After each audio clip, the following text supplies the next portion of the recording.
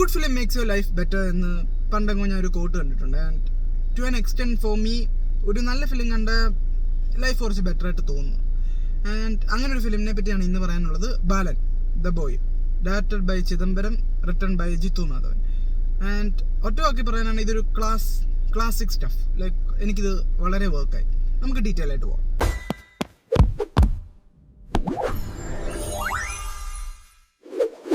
ഒന്നാമത്തെ positive performances തന്നെയാണ്.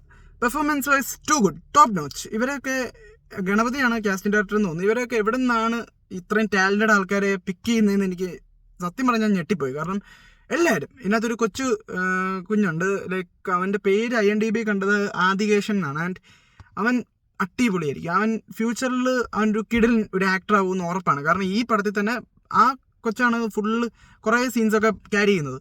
And he has done a great job. അതിൻ്റെ കൂടെ അമ്മയായിട്ട് അഭിനയിച്ചൊരു ക്യാരക്ടറുണ്ട്. ഞാൻ ആ പുള്ളിക്കാരി കണ്ടിട്ടില്ല, ബട്ട് സ്റ്റിൽ വേറെ ഫിലിംസൊന്നും കണ്ടിട്ട് ഓർമ്മയില്ല.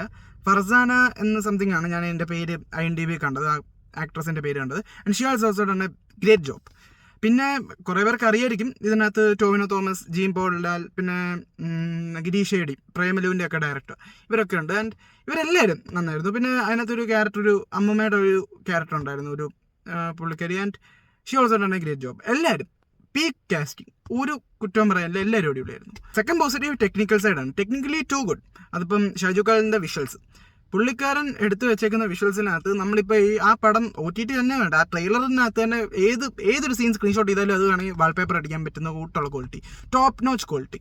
ആൻഡ് വിവേക് ഹർഷൻ്റെ എഡിറ്റിംഗ് ആണെങ്കിലും ക്രിസ്പ് എഡിറ്റിംഗ്, ലൈക്ക് ഒരു ലാഗല്ല, അതിൻ്റെ ആ പേസിങ് ഭയങ്കര രസമായിട്ട് വന്നായിരുന്നു. ആൻഡ് പിന്നെ അടുത്തത് positive, it's like of course Sushin Shyam. പുള്ളിക്കാരനൊരു പടം മോശമാക്കിയായിട്ട് എൻ്റെ ഓർമ്മയിലില്ല.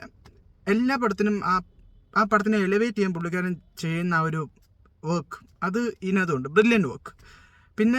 പിന്നുള്ളത് ലൈക്ക് എല്ലാം ഒരു പെർഫെക്റ്റ്. ഒരു ഫിലിമിനെ പറ്റി നമ്മൾ പെർഫെക്റ്റ് ആണെന്ന് പറയത്തില്ലേ, ലൈക്ക് ഒന്നും അങ്ങോട്ടോ ഒന്നും ഇങ്ങോട്ടോ പറയാതെ പെർഫെക്റ്റ് ഫിലിം എന്ന് പറയത്തില്ലേ, അങ്ങനെ എനിക്ക് ഈ പടം കണ്ടപ്പോൾ തോന്നി.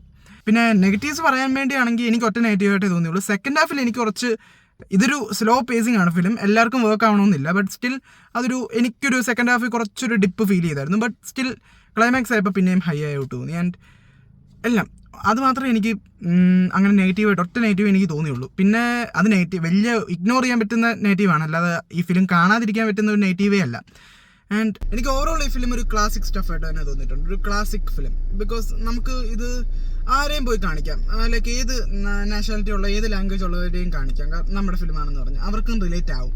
കാരണം അതങ്ങനെയാണ് ഈ ഫിലിമിൻ്റെ സ്റ്റോറി വൈസ് ആണെങ്കിലും ഇത് എടുത്തു വെച്ചേക്കുന്നതാണെങ്കിലും നമുക്ക് പ്രൗഡായിട്ട് വേറെ നാട്ടുകാരെ ആണെങ്കിലും കാണിക്കാൻ പറ്റുന്നൊരു ഫിലിമായിട്ട് എനിക്ക് തോന്നിയിട്ടുണ്ട്.